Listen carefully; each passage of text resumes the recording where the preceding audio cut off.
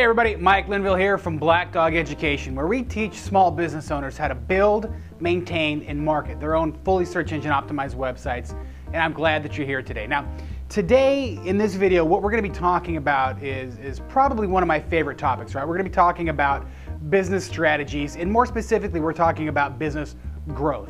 Now, when we talk about growing or expanding a business, there are literally millions of different campaigns that you could run in order to try to, make more money or expand the reach of your business. But all of those campaigns, when we really kind of break them down and think about it, they fall into one of three different categories, right? The first category that we're going to talk about is getting more customers, right? You're probably thinking, yeah, duh.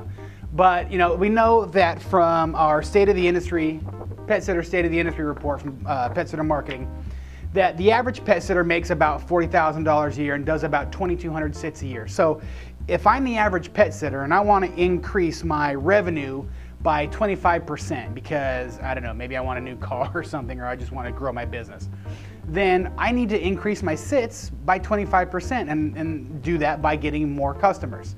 That's probably the first thing that most people think of when they think about wanting to grow their business. I need more people. Interestingly enough, that's actually the most expensive way to grow your business, when we come back and take a look at the numbers. And the reason is because a lot of times it's not just about getting in front of people, because people don't always buy 100% of the time when you're sitting in front of them. You have to woo them, right? You have to romance them a little bit. You have to, give them a couple of different flyers, meet them at a networking event, come up in conversation or be, a referral from somebody else. So there's a lot of work, a lot of time that goes into doing this. Now, that's not to say that you shouldn't be doing this, but what I suggest to my clients is, this may not be the first place that we go look when we want to start talking about kind of growing business or generating a little bit of revenue, okay? So strategy number one, get more customers. Pretty self-explanatory, I think. Now, the second way that we can grow our business is if we actually start marketing to our existing customer base. And what we're going to want to do is actually just sell more products to our existing customers, right? We already know them. They like us, they trust us with their pets, so why would we not be able to sell them more stuff? Now, I'm not saying come at them and try to sell them, a ShamWow or Girl Scout cookies or something that's completely unrelated. I'm saying let's take a look at your product offering, your service offering, and see if there isn't something else that you can add, another product, another service that is that's beneficial, right? That kind of goes hand in hand with this stuff. I'm thinking maybe something like a pet taxi service or something. If you go do sitting, maybe nail clipping, for the pets. People don't like to clip their pets' pet nails. Maybe it's a pet taxi where you can take the pet to their vet appointments or to the groomer or something like that. But if we look at our average ticket for each pet sit, the average pet sit's like $19, $20, something like that.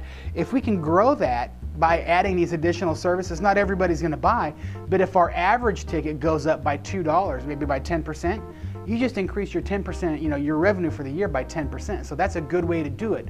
Strategy number two, which is to add additional products or services and sell those to your existing customers. Now, the third way that we can do this is to actually sell more often to our existing customers. So if you take a look at your customer's life cycle, right? Every customer is going to be a little bit different, but on average, your customers may come and buy every 2 weeks or 3 weeks. As a web developer, I know my customer life cycle is 7 months.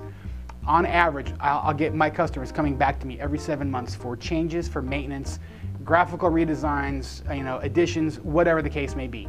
Yours is going to be shorter as a pet sitter, but that's okay. So let's take, for example, maybe your customers come to you once every 3 weeks. Now, another way that we could increase your business is to shrink that 3-week time window down to about 2.5 weeks or 2 weeks or whatever the case may be. But if you can get them to buy more often, that means that there's more purchasing opportunities throughout the year. Like, one of my favorite ways to do this is to come up with package deals, right? You can come up with a package deal and then give them a discount or a time when they have to be used by, and that works out great. Do a little bit of education and explain to people why their dogs should be walked more often, or what the benefit is of having you come to their house a little bit more frequently than they're used to. Come up with a package. You can even discount it a little bit But if you can get people to buy, 20% more often and you give them a 10% discount, you're still 10% ahead of the game, okay? So there's those 3 strategies that you can use to grow your business, and you can use those today. So number 1, the most expensive would be to get more customers. Number 2 is get your existing customers to buy more from you, right? To increase their average ticket price. Or the third thing is just to get your existing customers to buy more often. And that's all there is to it. So on behalf of Black Dog Education and Pet Sitter Marketing, I want to say thank you for stopping by. Now make sure to check out Pet Sitter Marketing on Facebook for more news, information, and tips that you're going to need to jumpstart your pet sitting business.